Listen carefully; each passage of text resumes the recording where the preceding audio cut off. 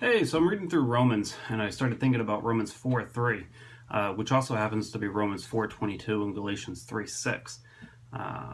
It says, Abraham believed God, and it was credited to him for righteousness. As it should, it got me asking the question, what did Abraham believe? The simplest answer is God. Abraham believed God. Martin Luther, in his commentary on Romans, says that this must be understood in an absolute and general sense. Abraham was a man who at all times was ready to believe God. In Romans and Galatians, Paul's quoting from Genesis 15:16, where it says, Abraham believed God when God told him that he was going to have a child. But in a much larger sense, Abraham was believing in God to be God. He's believing that God could be kept at his word. He was believing that the things that would come to pass would in fact come to pass. Abraham believed God when he was told to leave his land in Genesis 12:4. Abraham believed God for a son, even though he was as old and as good as dead, as it says in Romans 4:19. Abraham believed God would raise Isaac from the dead and if he had to sacrifice him, which it tells us in Hebrews 11:19. Abraham even believed God when he told him to circumcise himself and his whole household. In Genesis 17:23. I laugh because to me as a man that one requires a lot of faith. Abraham had faults and failures, but his life overall is one that's marked by faith in God. It's simple, but it's extremely difficult. Belief that is all that is required, and it's always been that way. Hebrews 11:6 says that without faith it's impossible to please God. And when we read Malachi 3:6, it tells us that God does not change. So we can understand that God has always been and will always be that way. He requires faith.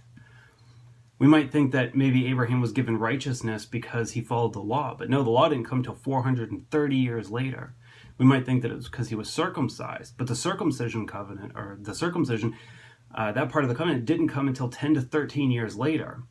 We could look at the Israelites in Egypt and think that maybe because they kept the law, God owed it to them to free them. But the law didn't actually come until after they had faith and crossed the sea. Belief always comes first. At no point has it ever been different. When my wife and I prepared to move to Maine with no money or a place to live, we did so because we believed God was saying go. He provided a place for us to live, but it was after belief. In his commentary on in his commentary for Galatians, on 3:6, it says, Luther says, to believe in God just as Abraham did is to be right with God, because faith honors God. Faith says to God, I believe what you say. God wants you to be right with him, and he's done everything for you to be right with him. He gave his son as a penalty for sin so that we could live we could have everlasting life with him. He raised his son so that we might have an abundant life. I know for me, sometimes I think, what if it doesn't work out right? And sometimes it won't. Bad stuff happens. I don't know why it doesn't always work out, but that's not up to me to know why. What I have to know is that I have to have faith in God, regardless of the possibility of negative outcomes. I have to look positively at God, and I have to trust that he is a rewarder of those who earnestly seek him. I have to believe that. I could live a life, and I have at times, dwelling on the possibility of the negative, but that's no way to live. That's not a faith that honors God. We should have faith in God because he is God and because he is good. That alone deserves to have faith in, that he is God. We shouldn't have faith because of the benefits of his being God. My daughter doesn't trust me because I provide things for her, although I do. Instead, she trusts me because she knows I have her best interest at heart and I am good, at least in her eyes.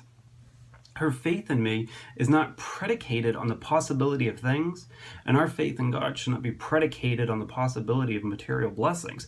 We believe because he is God. When we read the Old Testament, we can see that a lot of them didn't have a firm grasp on the idea of an afterlife, and that's a big part of that is because it was still being revealed to people.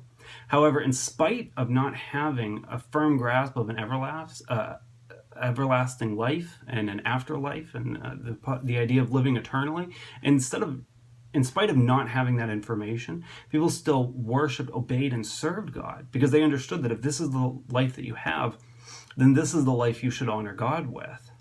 So they trusted him and they were obedient to him and they worshiped him and they did the things that he said and they believed in him for great things. So if we understand that we have everlasting life, how much more should we obey and worship and serve him? You know, the joy of receiving God, the joy of receiving Christ is the most blessed thing we could ever have. Everything else is a bonus. It's not to say that we shouldn't believe in God for everything. You know, as mentioned, Abraham believed God for all those things, but it started with faith in God. And believing God to be good and in believing him to provide, we honor him. We honor God when we believe that he can make a way where we don't see one. When we place our faith in God to do the impossible, we exalt him above the world, above logic, and above us. When we believe God, he is pleased. That's just a thought.